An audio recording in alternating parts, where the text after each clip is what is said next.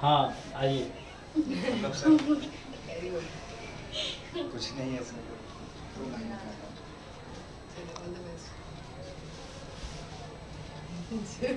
ये हर्ष हैं।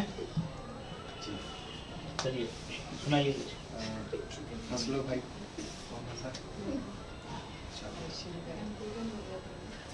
विपत्ति के इस घेरे में अकेला हूँ, करोड़ों के इस मेले में अकेला हूँ। मैं अपने अपनों में अकेला हूँ, मैं अपने सपनों में अकेला हूँ। बहुत बढ़िया।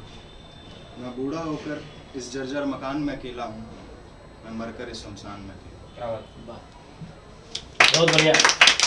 आगे आगे। आगे वाला बोल। हाँ सब बोलो।